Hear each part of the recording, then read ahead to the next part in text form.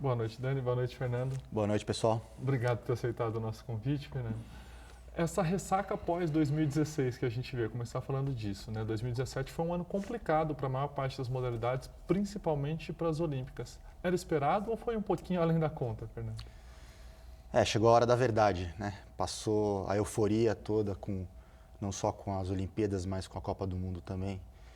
E antes, né, tivemos os Jogos Pan-Americanos, sem dúvida nenhuma foi uma sequência de mega eventos esportivos, junto com Jogos Mundiais Militares, que tinha tudo para colocar o nosso esporte num outro patamar.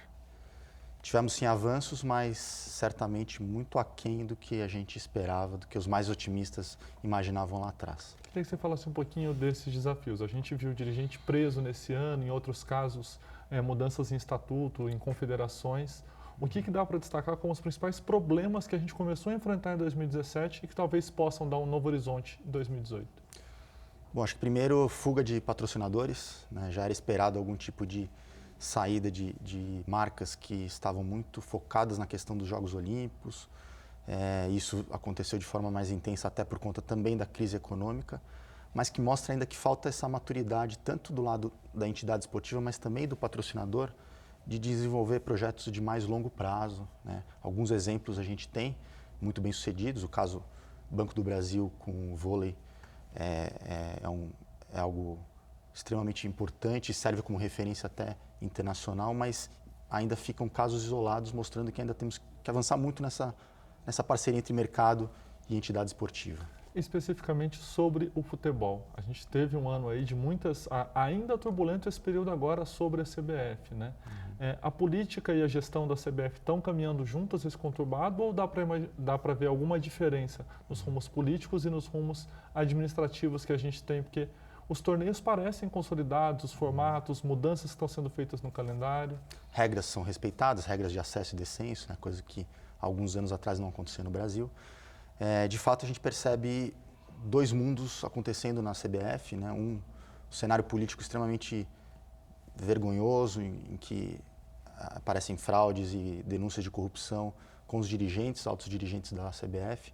Por outro lado, temos uma equipe executiva cada vez melhor, uma visão cada vez mais moderna, trabalhando ali nos bastidores, com alguns projetos bem interessantes, como, por exemplo, o projeto de licenciamento de clubes, que foi lançado recentemente, que vai exigir uma série de contrapartidas, de critérios que os clubes vão ter que atender se desejarem participar das competições organizadas pela CBF. Critérios técnicos, critérios de infraestrutura, critérios financeiros, né? Isso é um avanço bastante grande. Pensando pelo lado da gestão, dá para ver cada vez menos amadores trabalhando na área e mais profissional, e até por isso uma necessidade maior de profissionais que trabalhem, que se preparem para essa área. Você que trabalha com isso, inclusive, com a formação de gestores no esporte? A gente trabalha há 15 anos formando gestores para essa indústria. A gente percebe sim um avanço muito grande na última década, e aí sim também impulsionado por sediarmos os mega eventos esportivos.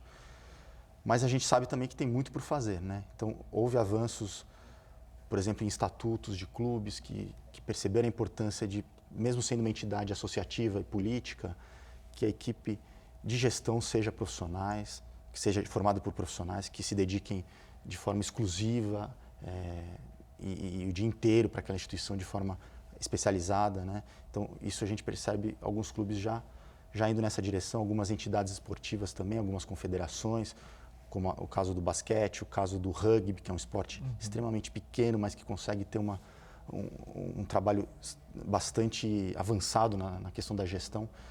Então, dá para ter uma visão positiva, né, mas que talvez um pouco frustrante para quem imaginava que poderia estar mais avançada em 2017, depois dos Jogos. Fernando, e da questão das arenas também, e puxando um caso específico que há em discussão agora, muito relacionado à cidade de São Paulo, mas que interessa a todo o Brasil, que é o Pacaembu. Se discute agora essa concessão do Pacaembu ficar na mão do poder público. O que dá para imaginar sobre o futuro do Pacaembu? Antes de qualquer coisa, precisamos definir uma estratégia para aquele estádio, né? Ele vai servir para que tipo de atividade? Vai servir para o Santos jogar eventualmente? Vai servir para visitação histórica? E aí, pode ser até que ao conceder isso para uma empresa especializada, seja mais fácil de alcançar os objetivos de tirar valor daquele equipamento, né? talvez na mão do poder público, não é exatamente o objeto fim de uma gestão municipal, cuidar de um estádio, mas sim focar no esporte de formação, no esporte voltado para o lado educacional, né? Talvez essa seja mais a vocação de um governo do que cuidar de um equipamento que tem um desafio muito grande, dado que cada clube agora tem o seu estádio e com isso o Pacaembu fica carente de eventos esportivos. Então pode ser um caminho sim a concessão, desde que sejam regras bastante claras e que sejam respeitadas também. Fernando, muito obrigado pela sua participação, pela presença aqui no estádio. Eu que agradeço. Aí, Dani, ficam os nossos desafios e os caminhos para o esporte nacional aí. Quem sabe a gente começa um 2018 melhor que foi esse turbulento 2017.